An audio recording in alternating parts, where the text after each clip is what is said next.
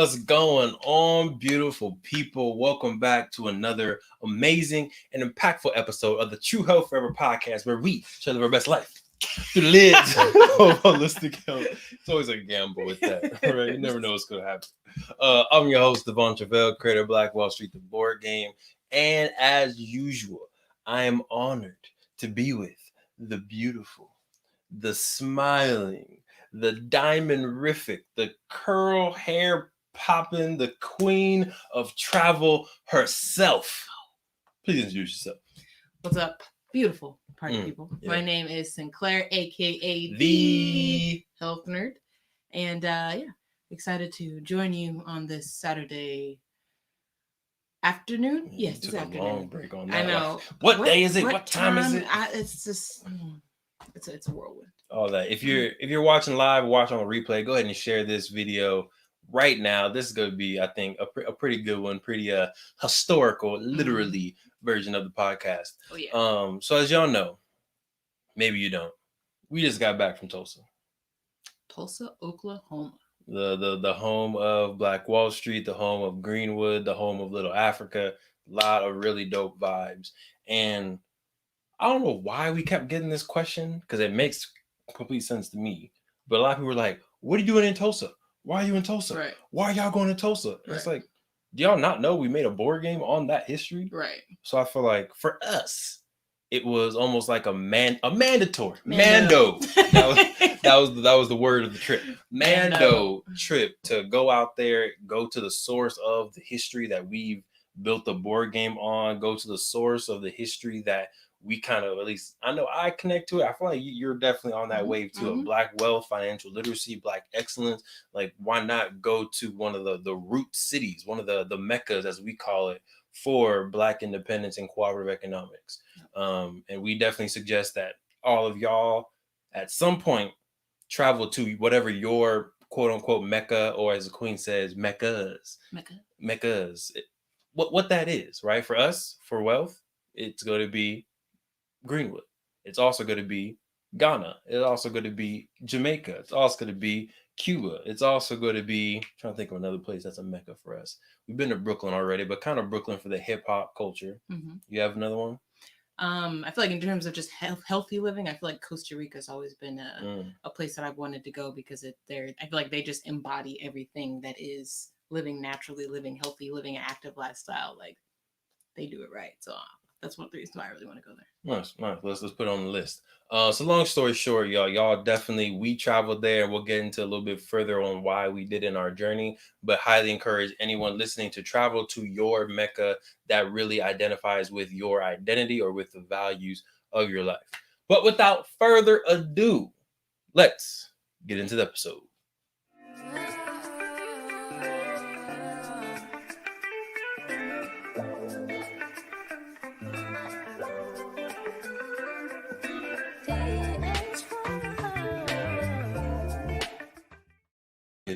Get it. Oh, we back. All right, cool. Welcome back. Y'all know we just be dancing out here. So to answer the question, right, why did y'all go to Black Wall Street? If you don't know, if this is your first time interacting with the podcast, welcome. The first time interacting with the YouTube, welcome. But back in 2017, we created Black Wall Street, the board game. Shout out to the t-shirts. We out here. But the reason why we made it, and I don't know how deep into the backstory you want to get into, but quick backstory, because I just left Luker's house actually this morning. It was dope. Yes. This man had a private chef up there. Like, we walked into his house. Private chef was, and he was like, "Oh yes, welcome. This is the private chef who'll be cooking for us today." We were all like, what? This was not on the agenda for today's meeting. He was like, yeah, I just went ahead. We go into the backyard set up all nice with gold plates and stuff, like a gala almost. In his backyard, he has a nice little gazebo. They're like, "Oh, how you doing, King? What would you like on the menu?" Go ahead and circle. They had printed menus. Wow. Go ahead and put your name on it, King, and let me know what you want. I'm like, well, where am I right now? Can I just tell you a quick backstory? So when you left, I was like, let me make my coffee. We got some donuts for dessert, so I had some leftover donuts, and I was like, oh, you know what? Let me make myself a little breakfast. breakfast here. And then I noticed you were gone, and I looked at the calendar. I was like, okay, he's at the retreat.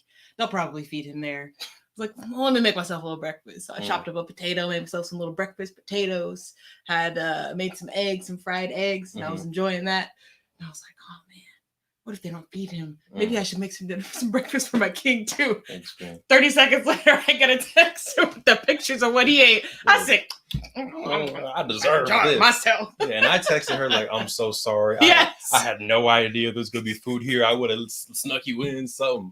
But that was a very long-winded backstory to say that man, Fluke, hosts a summer camp, Village Nation summer camp. Every summer he brings kids from LA, Inland Empire, and we go up to Big Bear Uni Camp. The Queen's been there. Yep. You went there twice? Once. We want you back this year if you're willing. But at that camp, my first year was 2017. You have to create your camper name. And the point of that is to kind of remove yourself from the trauma, from the experiences that you may have in your household, in your neighborhood, and you're stepping into this environment with a name that you've chosen to empower yourself. So you can choose Queen, Health Nerd, you can choose Captain Lens, you can choose the name Black Wall Street, which was my name. But when I was there, none of the students knew about Black Wall Street. They were all like, "Oh, what does Black Wall Street mean? Is it the stock market? Is it the black version of the stock market of Wall Street?" And it's like, no. And I explain it. None of them knew. So leaving the camp, I called the Queen and I was like, "You know what, Queen? What do you think about a board game that's kind of like Monopoly, but that's built on the history of Tulsa's Black Wall Street?" And Queen, what did you say? That has to exist. Somebody has had to have thought of that. I was like, that's a great idea. But usually with a great idea, somebody has already thought of it. Right. So we did a little bit of research. We looked up literally like Black Monopoly, Black Wall Street games. And unfortunately, it was just a whole bunch of like real ignorance, a lot of stereotypes, baby mama drama, drugs, going to jail, gangs stuff. So it's like stuff that may be in our society, but in my opinion, isn't ingrained into our identities and our culture, and definitely not tapping into what Black Wall Street and Greenwood stood for. So we did our research. We put in the information as much as possible into a game. And then the next year we had 25 prototypes to be able to give to Fluke and to give to some of the students out there. So that was the inception of Black Wall Street in 2017, when it wasn't that popular. Right. There wasn't a whole bunch of different Instagrams and pages doing about Black Wall Street. There weren't a lot of events around it, but it was a point in history that we felt like should be told more often. And specifically, we were trying to solve kind of 3 problems at once with this board game. Number 1 was to help people know more about Black Wall Street. Right. We both learned about it in college. Right. So imagine, and that was just because we happened to take an AAS class. It wasn't a part of our majors. Most people don't take that class. So it's like, imagine how many people, and we even learned even further, we'll get to that later, how many people, even in Tulsa, don't know or were just learning about Black Wall Street. Facts. So we were like, all right, how can we teach people, and not even like teach people the whole history, but introduce them to the concept of Black Wall Street? Because everybody plays games. Everyone likes games. Almost every house has a Monopoly, has a Sorry, has a Scrabble. So it's like, why not slip in a little bit of Black culture while y'all are playing this game? So number 1 was increase the awareness of Tulsa's Black Wall Street. Number 2 was increasing financial literacy, specifically within our young folks, within our families, period. So they start to know what's a sole proprietor, what's an LLC, what's a corporation, what are taxes, what are licenses, like all this stuff that you're gonna, get introduced to within the game. And the third one is the 2053 projected wealth. You remember what it is? 0. It's an easy number to remember, right? So the 2053 median family income for a Black American is projected to be 0 by the year 2053. And when we learned that, we were like, what? That's what they thinking about us right now? Like, as we're building out our family, we're getting our little kids situated. No, they're not here yet, but we still manifesting. Like, as we doing all that, you're saying our family median income is going to be 0. The people that we know is going to be 0. We're like, nah. We're not going to have that. So that's why there's a lot of education also packed into the rule book on forming LLCs, on budgeting, on intellectual property, all that good stuff also within the rule book. I say all of that, right, just to give you the context. This year was the 100th year anniversary, or the 100th year commemoration of the bombing and massacre of Tulsa's Black Wall Street. There was no way we weren't going to be there. What? There was no way. Like, we built a board game on this history, right? We have a very deep-rooted passion in Black economics, in ownership, in health. Unfortunately, the health clinic that we were trying to visit wasn't open while we were out there. But a lot of the things that we're passionate in literally are in Greenwood, and especially when 100 years back in the day, we're in Greenwood. So there was no way, with what we believe in and the brand that we're building, we weren't going to be in town. Right. That's why we were there. All right. That was a very long-winded answer on why we were even there in the first place. Queen, please keep me on track. Yes. Because I'm very excited to share some of the things that we were able to do. But I want to stay on track because we're trying to keep these podcasts to 45 minutes and I talk. So, Queen, tell me what's next. Let's talk about some highlights. Let's go over some highlights. Let's talk about some highlights. All right. There's a lot of highlights for sure. Number one. Go ahead. Let's talk about the tour. The tour with Mr. Terry. Okay, so we did have an amazing tour with Terry Backus from the Greenwood Chamber of Commerce. And I believe we have a video on there that's showing like how long Greenwood is and kind of showing the surrounding elements of it. And hopefully we can show that in a second. But boom. So right now, if you're watching on the screen, you're seeing how long Greenwood is. And this street right here is Greenwood Avenue. And it's literally a mile long, right? So we read about Tulsa Black Wall Street. We read about the 600 Black-owned businesses. We read about the almost 10,000 people that were living within Greenwood. We learn about this stuff in books. But then to be there, right, to get this tour from Terry, and Terry goes into like some deep details. We were on that tour for like 3 hours, bro, and cut it short. And it was cut short, but we were out there walking. We got like our 14,000 steps in. So if you're in a step challenge, go ahead and go to Tulsa, get you a tour with Terry, and he got you. But learning the stuff, like just the little small details, I think was dope. And then in that specific instance, he was breaking down and physically showing us how right now, if you were to go to Greenwood, you see what they're kind of calling Black Wall Street is like a 2-block, not even like radius. It's like a little like two by 2 block, part of the city, and it's kind of wedged in between some train tracks and a freeway. And that's more about the history. I don't know if we're going to get into that later, but there's history about why it's kind of wedged in between those square blocks.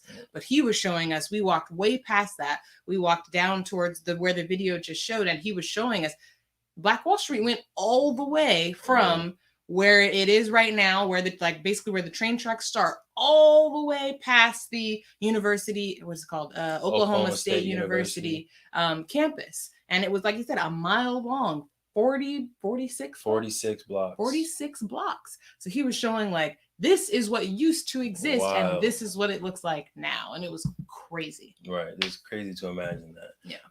We'll get into a little bit more history, but what she was saying, there was the Frisco tracks. Right. And originally, even back in like the 1897, or more accurately, probably 1905, the Frisco tracks was like the main divider. When you think about redlining, the Frisco tracks was the main divider to show this is where white people can live in the downtown Tulsa in this area. And this is where the Black people, this is where the Native American indigenous people can live on the other side of the Frisco tracks. So that was one way. Then in like, I think the 80s, they said there was urban renewal, and they were like, we need to put freeways in here. We need a university in Tulsa. We need to do all this stuff to renew the city of Tulsa and add value. Now, the crazy part is, did they have to put it right there? No. There was tons of other land available that I'm sure they could have used, but the people put it right in the middle of Greenwood freeway over William Dreamland Theater. Right, which was rebuilt, and that's a business that's on the board game, and it literally cut Greenwood to where it's now just this 2-3 blocks. and they took it out of eminent domain, which we're not going to cover here, but that's when the city or whoever owns that land can just say, like, we need this land, so we're going to pay you X amount of dollars to leave, or we're just going to take it without paying you regardless.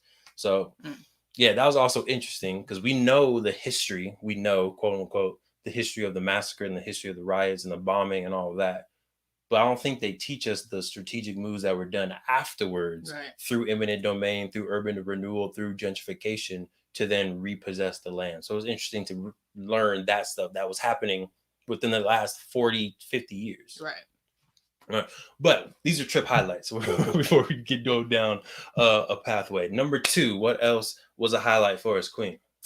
Everywhere we go, we got to find the good food. Everywhere. This trip was really about, learning the history, going to meet the people. But another part that we did want to make sure that we did was supporting the Black-owned businesses that are there weren't in Greenwood. Although there was one that we did that was in Greenwood, Wanda J's. Shout out to Wanda J's. We went there twice. But another restaurant that we supported was called Waffle That. Y'all should definitely go. I think we have a video on Waffle That in here. Definitely tap. Ooh, yeah, look at that. Ooh, chicken and waffles. And we're from Cali, we're from LA, so we got our Roscoe's out here. Look at the Queen's face. You already know it's about to go down. But they had the waffle in the cone. Their syrup is homemade Waffle That sauce. Just so sinful. Buttery. Just had some vanilla in it. It was good. Sinful. So if you're in Tulsa, Oklahoma, and maybe you're visiting Greenwood, like Waffle That, maybe a few miles away. It's in the north side of Tulsa. Definitely check out Waffle That. Dope folks. Roy is the owner. Dope dude. Young too. I don't know how old he was, but we were able to talk to him for a little bit. He's like our age, maybe 3 to 5 years older. Already has 2 locations. And that was an upgrade from the food truck. So it's cool to just see the progression there. That was inspiring. Oh yeah, it was inspiring. Like, okay, he can do it. He said he would, if we needed some help learning how to do a restaurant, we can tap in with him. So check out Waffle That. Check out Wanda J's. Check out Oklahoma style barbecue. That was also pretty good. Get the sliced beef. Sliced beef is nice and juicy. Okay, another highlight. And again, if you're just joining us, feel free to share this video with somebody. Make sure you like and subscribe. We're about to go through more highlights of the trip, historical, legendary moments. Queen. From our trip to Tulsa, Oklahoma, aka Black Wall Street, aka Greenwood, aka Little Africa. Another highlight was just meeting all of the local people. We met a lot of local Tulsans who were, born and raised in Greenwood or in Tulsa.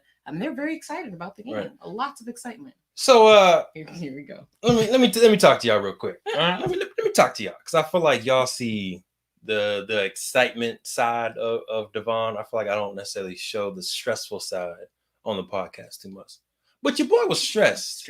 Your boy was stressed going to Tulsa, right? And obviously there's the logistics of going to Tulsa.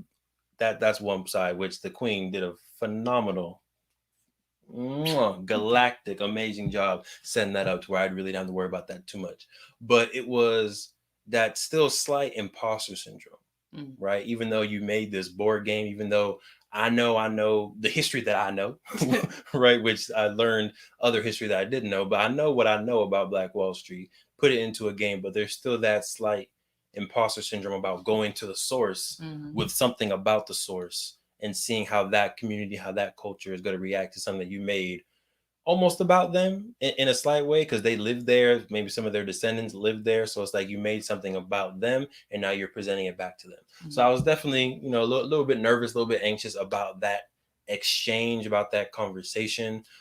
Even Terry was like, who did the research for this board game? And I was like, me. He was like, okay. And the funny thing is, like, in that moment, like, we all pointed to you, like, with pride of like, this is the guy. He knows all the stuff. And I feel like you were kind of like hesitant. Yeah, it was me. I did it, Terry. What's up? But even him, like when we opened up the Masterpiece Edition, he was like, okay, I see you. I was like, all right, cool. So it was a dope feeling, right? To get off the plane feeling a little bit anxious.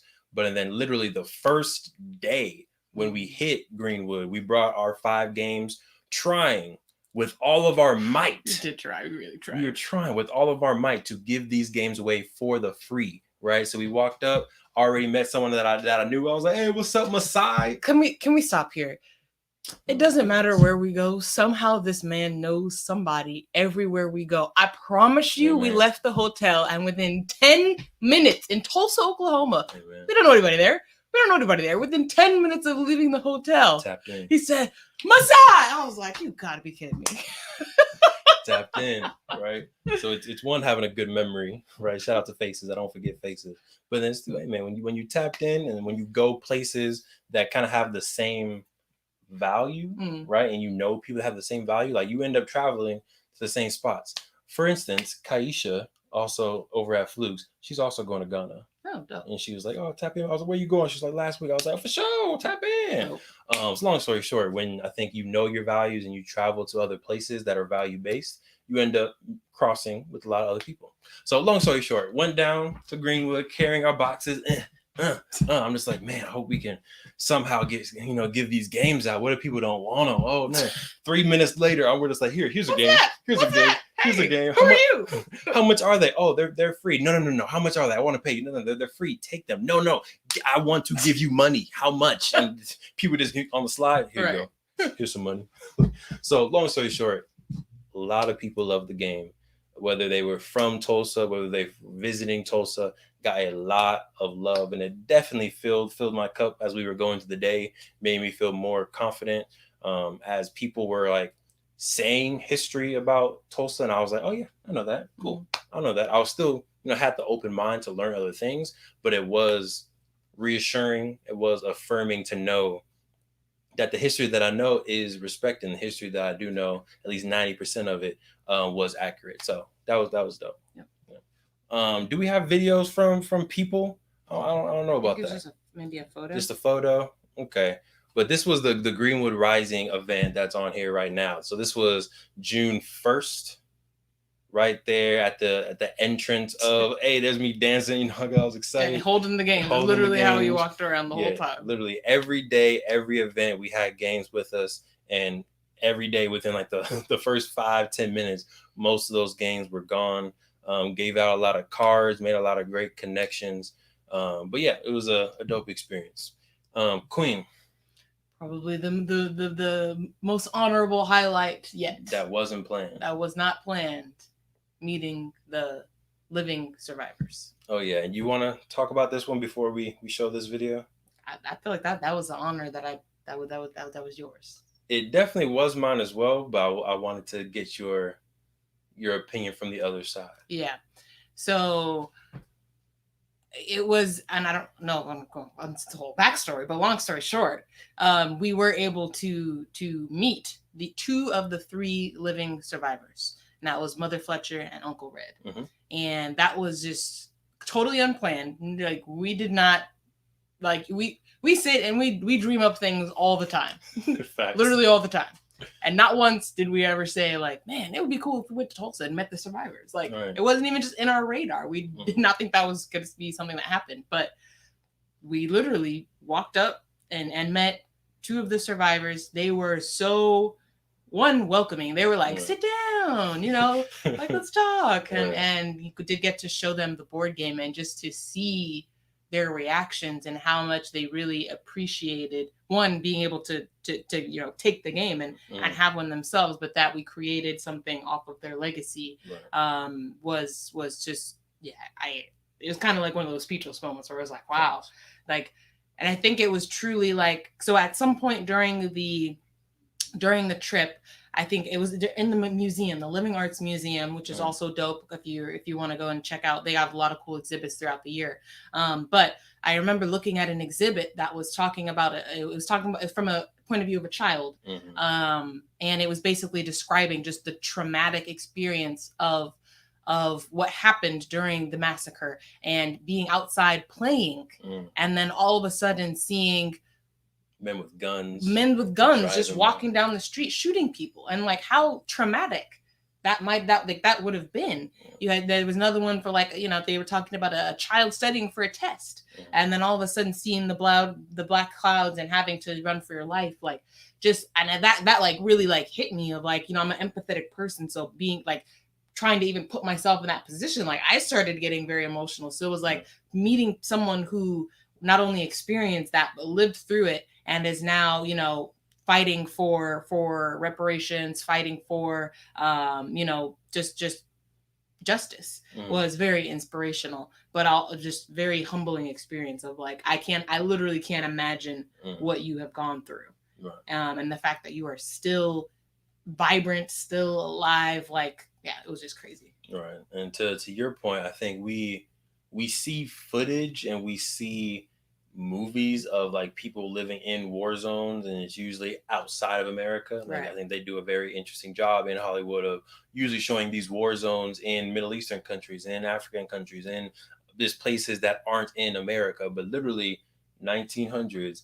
Like, these are people who are living in American war zones, Right. people with, you know, bombs being dropped on them from airplanes, guns shooting, fires being set. And these were just little kids. Like, all of the survivors were like 9, 7, 6 years old at that time, living through that. And Uncle Red ended up, and he says this in his testimony, but he ended up, after doing that, still serving in the military. Yeah, crazy. Right. So it's crazy to think that the military did this to me and my family, but I'm still going to sacrifice my life for the rights of America and still enroll in the military regardless. So that takes a different level of selfishness for sure. So yeah, that was a huge highlight. To give you a little slight piece of the backstory on how this happened, because I think it's important, because I feel like people just assume that these opportunities are going to happen for you, but they don't see the ripples that led to the wave. Yeah. That was good. Look, you be dropping gems. As soon as I said it, you knew it. As soon as I said it, I was like, "Oh, that's fire!" I feel like, and that's when I don't think, like, luck, I think is not really a thing. No. It's like with Nip, kind of like opportunity and preparation. Like when those meet, we prepared for this. Like we prepared for this, so that when the opportunity presents itself, you were able to meet them. Had we not prepared for that moment, that meeting would not have happened. Right. Yeah. So sorry. Go ahead. But the ripples that lead to the wave. Let's, I'm gonna say it again so we remember it. You use it on something. But had a meeting with a different group, and I got a meeting with that group because I had a meeting with another group, right? So the ripples. But I'll just do one or two ripples before. Had a meeting with this homeschool network out in New York. Small community, right? They have like 5 families that they're building with, but one of them is very adamant about Black wealth. They bought the board game, they played with their kids, and they were like, we want our neighborhood to have this. We want our neighborhood to know what the board game represents, and they should know the history of Black Wall Street. And they're like, we're doing this event, we would love for you to support. Now, again, no disrespect to the homeschooling community, but they said, they have 5 homeschooling people. They want board games. They were asking us for a sponsor. So they were asking for a lot of stuff. And I feel like most people from a business lens, right? Pure business would have been like, I'm not sure if this is the opportunity for us. We're going to pass. Now, the queen knows I operate sometimes out of fault, not as a business, right? Because I really love what we do. And I see the impact that the game, that learning about financial literacy early can have. So I'm always willing to help and make it work regardless. So it's usually not always the best business moves, but it works out either way, just like this worked out. So working with them, we agreed to certain things. And one of those people on the team happened to know and be connected with the survivors of Tulsa Massacre. They then gave me an email and was like, hey, we heard the survivors, right? Their team heard like, oh, hey, we hear you're going to be in Tulsa. Would love to connect with you. Here's the number of the person you should call. We're literally already on our way to the airport. We're in the airport when I make this phone call to Ike. Shout out to Ike, who's the grandson of Mama Fletcher. So I'm calling him like, hey, what's up? We're going to be in Tulsa. He's like, hey, just let me know when you're here. Like when you're here, call me. Like our schedule is kind of all over the place. We're meeting with this person. We're meeting with this person. All people that are way above our pay grade, right? Mind you, all people way above our pay grade. But he's like, just call me when you're here and we can set it up. So we get there, we give a call. He comes down to the lobby. We do a nice little informal meeting. I show him the second edition. He was like, okay, that's cool. And this is to the queen's point where opportunity meets preparation. Right. We brought the sample of the Masterpiece Edition with us. just in case, just in case, we brought a sample of the masterpiece. I was like, this is the second edition. This is what's available right now. But I want to give you a sneak peek at the second edition. And I whipped that out. He was like, oh, this is the one. This one right here is fire. And if y'all, I don't even have any more masterpiece editions. So I think I gave him a shipped off, hit the last sample to him. So he was like, oh yeah, this one right here is fire. I love this one. And that's the one that we ended up taking upstairs to actually show the survivors. So we're going to show that clip in a second. And the reaction that Mama Flexure has still rings in my head. It's still a beautiful reaction. I'm not going to spoil it for you, but we're going to show the video with some audio, and you'll be able to see how Mama Flexure reacted to it. Yeah. Put it on the bed. Oh yeah. Oh my. There you go. So you're going to be right there in the middle. In the middle. Yes, ma'am. Yes, ma'am. I'm going to put the king over there, okay? I'll be right back. I'll be right back. There you go. And your face going to be right there in the middle. Instead of Kobe Bryant's face, we're going to put your face. Okay. Is that okay with you? That's okay. You can replace Kobe Bryant. You'll replace Kobe right there. Okay. There you go, Miss Banana. Yes, ma'am. Oh yes. There it is. So the fact that she was like, oh my, it's so beautiful. I was like, oh, Mom Fletcher, thank you. And he was like, oh my gosh. Right. And they're both people that have definitely lived a life. They've seen a lot of stuff. So the fact that they were able to see this board game that we created out of their legacy, the story of Greenwood, and be impressed and have that reaction, it was a beautiful experience. So more to come about what we might, do to support their legacy and support their stuff. But that by far was a amazing highlight of the entire trip. Unplanned, very what's the word? Impromptu, spontaneous, and again the ripples that lead to the wave, right? So if you're out there, just focus on the small, keep doing those small things. That big moment, I want to go on the Oprah show, I want to make $1 billion, I want to fly on a private jet, like all that dope, real cool, big stuff, that's coming. That's the wave. But you need to focus on those ripples, those little things that you can do before you get there. And just to add on to that point, you don't always know that the ripple is going to lead to a wave. Deep. Right? So it's sometimes you just got to operate out of faith. But Deep. Like, if it feels good, if it's like, okay, I'm going to do this, then just do it. Because if you try to, because I know I'm a very calculative type of person. So I might be like, okay, I wonder like who's on this? Like, is there any possibility of getting leads from this? Blah, blah, blah. And it's like, if you operate in that way, you're probably going to miss out on some opportunities. Right. So not every time, you don't want to operate off of every impulse, but sometimes if it feels right, go for it. It doesn't always have to make sense, business sense. Right. And to your point, I don't know, I forgot what the exact quote was, but I feel like Elroy says this a lot, but mathematically, analytically, 1 + 1 = 2, right? That makes calculus sense. But sometimes when you're operating in the world, 1 + 1 can equal 3, to the sense that you do this opportunity, right? And this opportunity was I sold board games to a mobile bookstore, which was again a very interesting thing. They were like, hey, we want board games. I was like, cool, let's set this up. Here you go. They sold board games to this homeschooling network, and that's how I got connected to the meeting. And then equals a meeting with the survivors. That those two sides of the equation are not equal, right? Doing these two things, very small, easy things, in no way should have led to that amazing, legendary, priceless moment. Right. But it did. So sometimes 1 + 1 can equal 3. So for you, like the Queen's or 12 or infinity, like goodness. So just do the small things, but in brand, right? Don't do the small things that don't make sense, that are outweighed, like small things that are in brand, what you believe in, what you love in your heart. Do those small things because you don't know what it can lead to. Yep.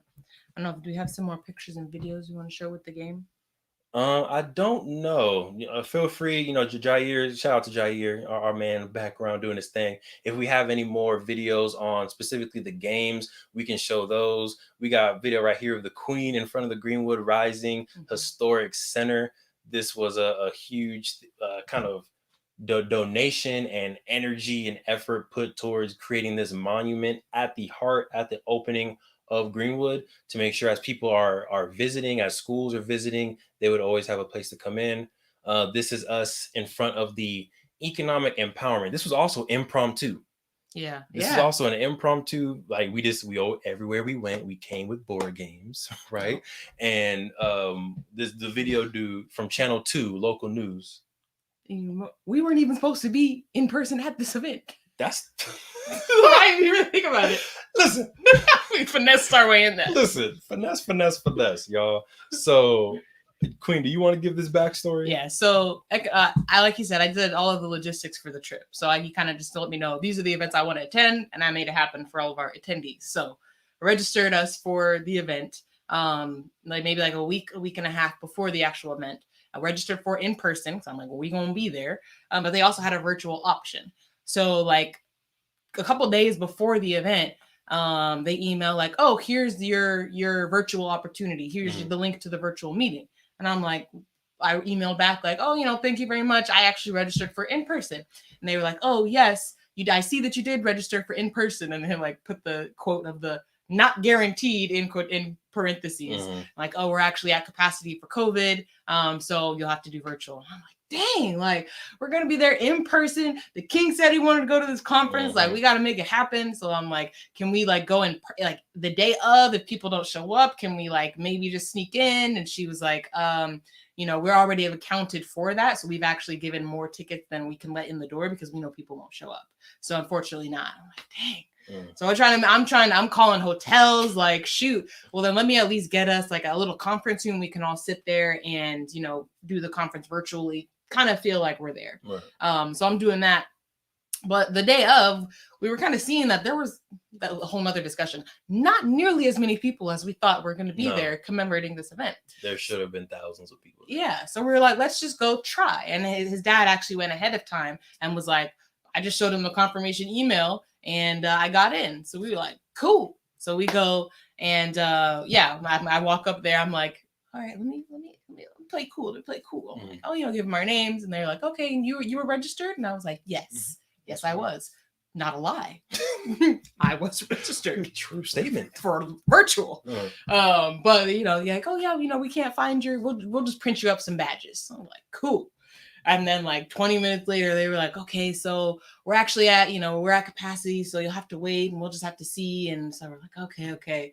And then just being nice to people. So we were talking to one of the ladies and finally she was just like, oh, you know what? You don't even need badges. Like, go on in. You're good. So we were like, cool. They were on a break. So we really weren't in a rush. But sitting there waiting for the badges because we weren't registered is when he was approached by this gentleman to Channel 2? Channel 2, local news. He was just like, what you got there? Yeah. Right? Because always at the board game, right? And it says Black Wall Street, the board game on the side. He's like, what you got there? I was like, oh, this is Black Wall Street, the board game. We made this back in 2017. It's based on the history of Tulsa Black Wall Street. And he was like, oh, well, can I interview you? And I was like, yeah, like that's easy. We could do an interview all day. So he was like, cool. He set up the whole mic. He had his big old cameraman person. And for like a little 2-3 minute interview, we talked to local Channel 2 news out in Tulsa about the board game and why we created it, why we believe in economic empowerment. The fact that stats, I was able to just run off stats about Black wealth and the inequities of Black wealth, a comparison to white wealth in America, off the top on news, talk about the board game. The ripples that lead to the wave. Just prepare yourselves. The wave is coming. Your wave is coming. But yeah, that was a dope, this little impromptu situation. Cool. Any other highlights before we go into manifesting? No, I think just overall it was like we talk about entrepreneurship, we talk about being, business owners on our own, and it was dope to have 5 solid days of being an entrepreneur. 5 solid days of having a full team. And I don't know if we talk about this later, but I'm already in the motion now. But having a full team dedicated to a mission, right? So The Queen was there doing all logistics. The fact that I didn't have to worry about any of that was really dope, and definitely felt, saying top level. Like, oh yeah, Queen, what's the schedule? All right, cool. Oh, you got my boarding pass? All right, cool. You know what I'm saying? Like, just be able to have all that was definitely cool. Daniel was there. Daniel Walker, shout out Daniel Walker. PhotoJet, definitely go ahead and follow them. But the fact that he was there, like taking photos, capturing, there was moments where, like, literally I was just moving and doing stuff. And I was like, dang, I wish we would have got that on camera. And I would look, and Daniel would be right there. Right. Video. He was on it. He was on it. There was even a time where it was at the Greenwood Rising dedication, and one of the descendants of the business owners on Greenwood was there, and she was talking. It was her and her son. I think it was Miss Gibbs. She was talking about her legacy and what the Gibbs family owns and all that cool stuff. And she had a little 12-year-old son. I was like, oh, we should give the 12-year-old son a board game. They walked off stage, did their thing. Daniel was like, oh, I'll be right back. I'm gonna go get a t-shirt. And I was like, all right, cool. I saw the Gibbs, and I was like, Daniel's gone. I don't want to interrupt him. He's getting a t-shirt for his dad. He's going to do his thing. Let me just go. It's not going to get on camera, but at least they'll get a game regardless. And I'm in the motion of handing them game, and literally Daniel's just right there, right behind me. Click, click, click. I was like, sir, how did you see that? He was like, hey, I keep my eyes open, bro. I keep my eyes open.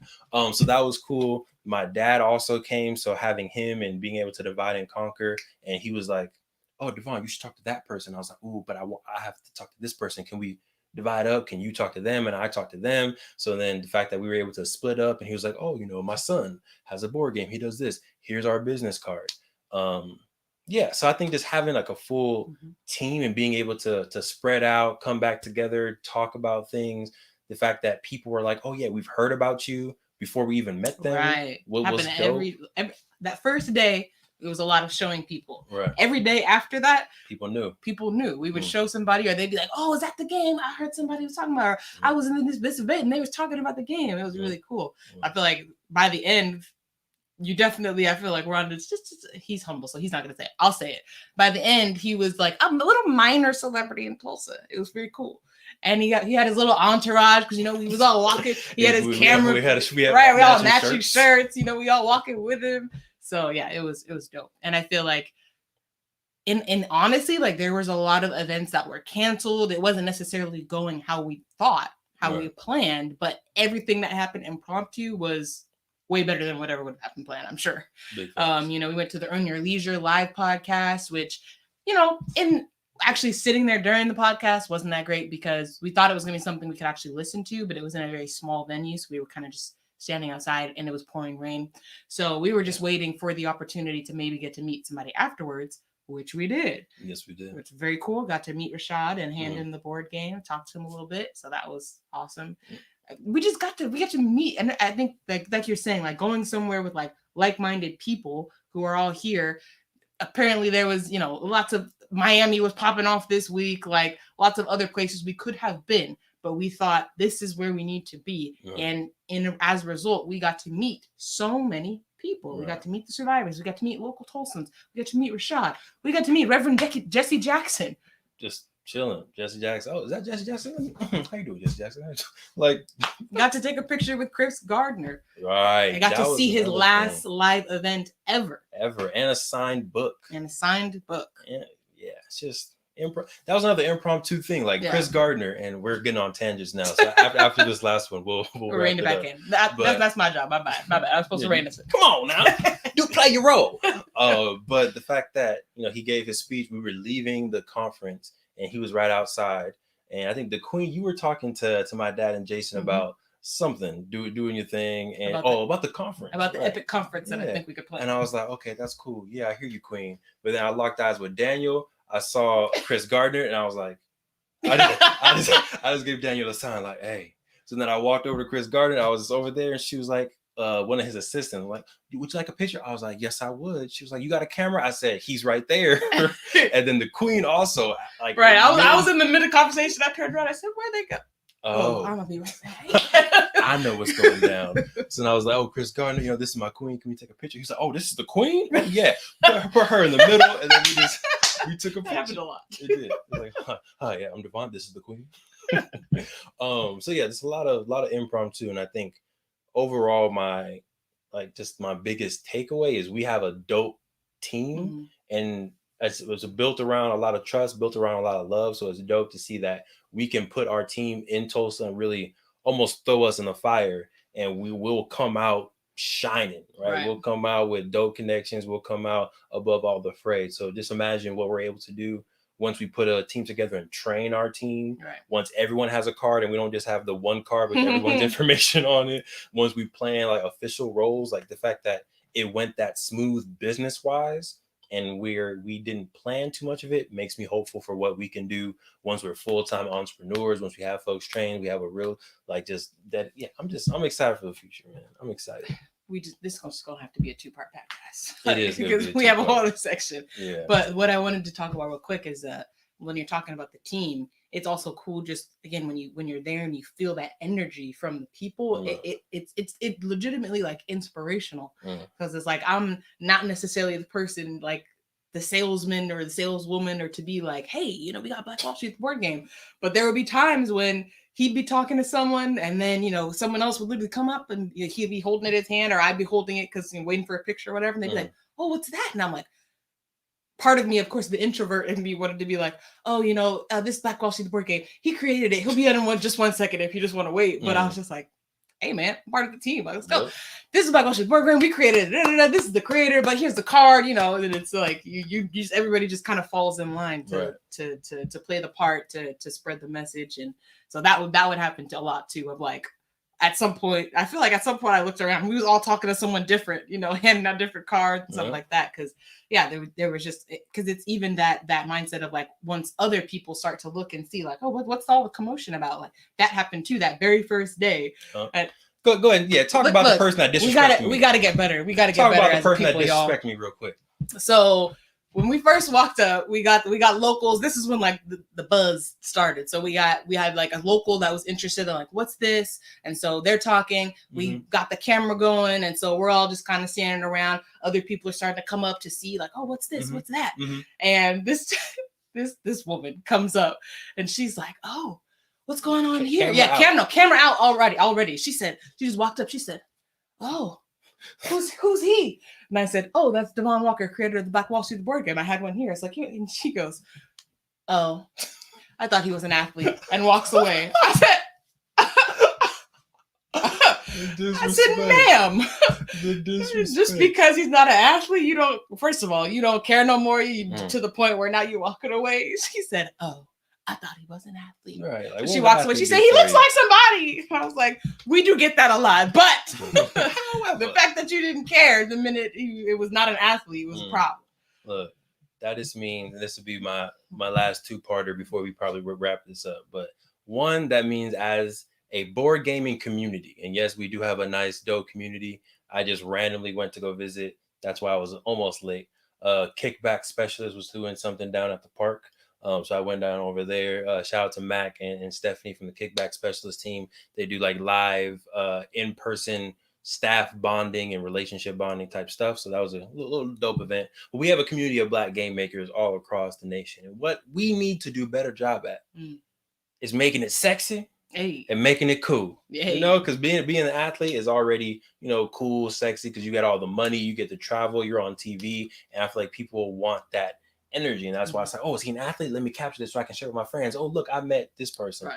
How can we get that same energy around game makers? How can we get that same energy around educators, which I think EYL, Earn Your Leisure, is doing a good job at. The fact that people want to meet them, and they're just podcasters, they're educators, but it's still cool to be around that network. And that's kind of like, it was a little gut punch when the Queen told me. I was like, dang, that's how you feel. But at the same time, it's like, all right, for sure. That means we got a little bit more work to do to make this work that we do sexy. Yeah. Which, what I'm saying?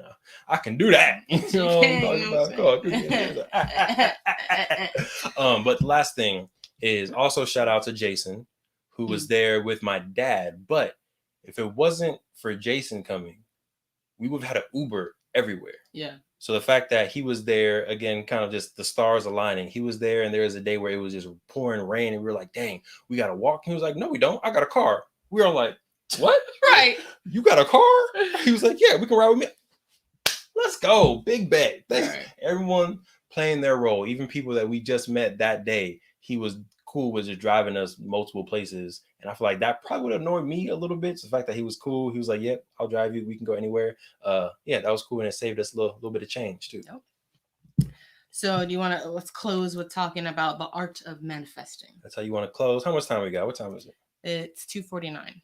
You know, I think we might need to do the art of manifesting as a whole different podcast. Okay, let's do it. Because it is a topic. Yeah. And knowing us, we go down. No, y'all know we like to talk, so we're definitely going to save the art of manifesting for a whole nother podcast. And we've talked about it a little bit, but to be able to talk about it, I think in the context of this trip, right, specifically, I think manifestation seems so abstract. Right.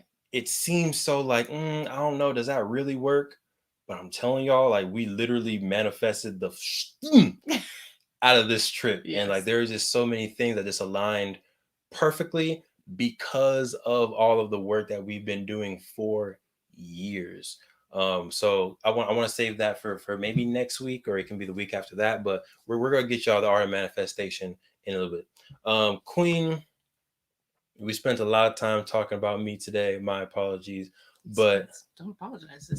This is the balance we talk about with marriage. Like this was. I'm trying not to go on another whole rabbit hole. We got a few minutes. Okay, but there was a woman as well. Of course, her name's expecting Latoya Rose. Thank you, Latoya. Shout Rose. out to Latoya Rose from Rose Tax Solutions. Yes. If you in Greenwood, or if you just need taxes, go ahead, connect. Yeah, no, she was dope, and she was spitting some wisdom for us right before we left, right before lunch at Miss Wanda J's restaurant.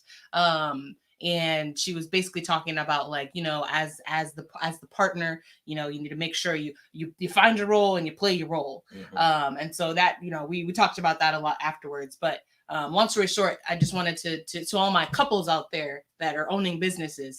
You know, again, there's that time when it's going to be one person's time to shine, and you just kind of got to be there to support. And I promise you, there's no jealousy in my heart at all, because I'm just like, bruh, to see, because I know the work you put into this. And so just to see everything manifest and align was like, oh, I felt so proud of you this whole trip. Thanks, like, man. It was just oozing out of me. I was just like, oh, felt so proud just to be your partner, to be your wife. So I was just like, yeah.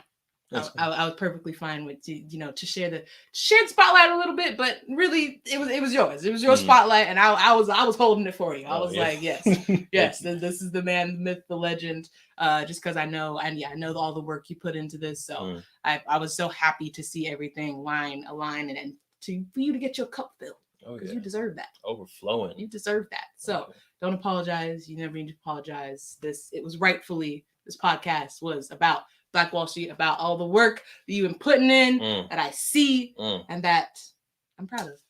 Thanks, Queen. Hey. Appreciate it. I don't know what to say after that.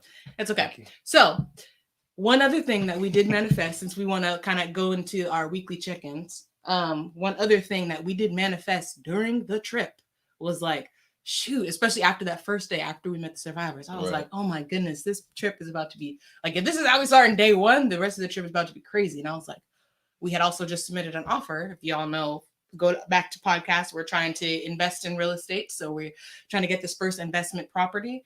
And so we had actually made an offer on Monday. So I was like, oh, imagine if our offer gets accepted, like that would just take this trip to the next level. Right. Tell me why our offer got accepted. What? Talk to us nice. Now, of course, you know, we waiting for all the pen and ink to be dry and everything. But the fact that, we literally I just was like, what if? Let me just put it out there, so that the universe can make it happen. And again, that's not luck. We have been literally looking since for almost October, a year, right? And even before that, we had to get the LLC. So we've been basically a year of us preparing for that moment. So for that timing to happen, that it's happening during that week we're in Tulsa, we're already feeling the vibes, everything aligned, and it happened. And it was just like, oh, thank you. It was beautiful. This trip was amazing for multiple ways, but definitely we manifested, like you said, out of this trip. Let's go about new thing. All right. So we appreciate y'all definitely in the comments of this. Go ahead and put what it is that you want to manifest, right? If you're watching this on YouTube, on our channel, definitely like and subscribe, but put in there, what is it that you want to manifest? And don't even put a time frame on it, right? Just put something out there. What are you trying to manifest? What is the end goal? What is the dream? And then next week, we're going to talk about the art of manifesting that exact thing, right? So the more examples that you can put inside of these comments, the more kind of a specific advice we can give you all next week as well. If you haven't already, head to playblackwallstreet.com, pre-order your masterpiece edition of the game. The reason why I haven't started to like promote and put the survivors pictures on stuff yet is because I feel like once we do that, the game's going to sell out really quickly. So I'm trying to give people who rock with us the opportunity to purchase the game first before we put them out there, and then everyone starts buying it. So if you haven't already, go to playblackwallstreet.com, pre-order your masterpiece edition of the game. We're going to start promoting pretty heavy next week, so go ahead and do that ASAP. You had some orders come in today or yesterday for your intermittent fasting plan and for your smoothies. Let's go. Hey, get it. So if you're trying to get that summer body right, if you're trying to just make sure your health maintains or improves during the summer, definitely go to truehealth4ever.com. You can get the intermittent fasting plan. You can get the 7 smoothies to live your best life. Those things are also on the Playback Wall Street website, but you can go to True Health Forever. You pick your poison or pick your health. Pick your remedy. Pick your medicine. Pick your medicine. Yeah. We'll work on a slogan, but yeah. Go to True Forever. Website's right there. Thank you, Jair. And you can order all that healthy, beautiful stuff. Queen, any announcements or updates you want to give folks? I mean, that was the main one I wanted to give folks. Aside from that, nope. Just go get your smoothies. It's summertime. It's perfect smoothie weather. Right. It's hot. Gotta get something cold in your system. So that's what you should go get right now. There it is. Well, thank y'all, as usual, tuning in to the impactful True Health Forever podcast, where we try to live our best life through the lens of holistic health. I'm your host, Truvel, creator of Black Wall Street, the board game. I'm Sinclair, aka the Health Nerd. We hope y'all stay healthy. We hope y'all stay mentally wealthy. And of course, we hope y'all stay true.